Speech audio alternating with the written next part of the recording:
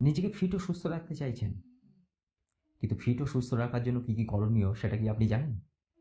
বা কখনো ভেবে দেখেছেন যে সুস্থ থাকার জন্য আমাদের কী কী করতে হবে?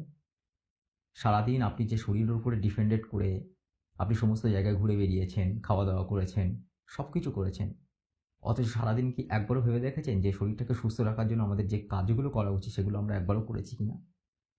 সুস্থ থাকার জন্য অবশ্যই বিশেষ কিছু কাজ অবশ্যই আমাদের প্রত্যেকটা মানুষের করা উচিত।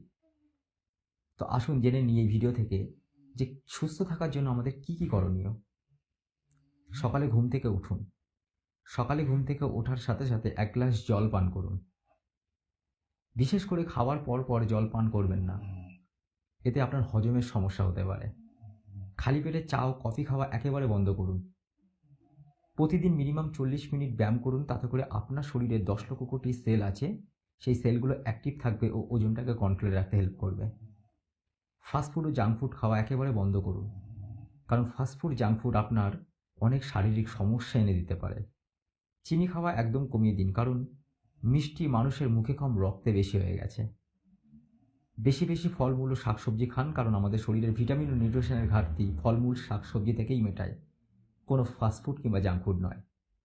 এরকম আরও সুন্দর সুন্দর ভিডিও পেতে আমাদের চ্যানেলটাকে সাবস্ক্রাইব করে রাখুন, আর আপনি যদি ফেসবুক থেকে দেখে থাকেন তাহলে ফলো করে রাখুন, যাতে পরবর্তী ভিডিওর নোটিফিকেশান সবার আগে আপনার কাছে পৌঁছে যায়।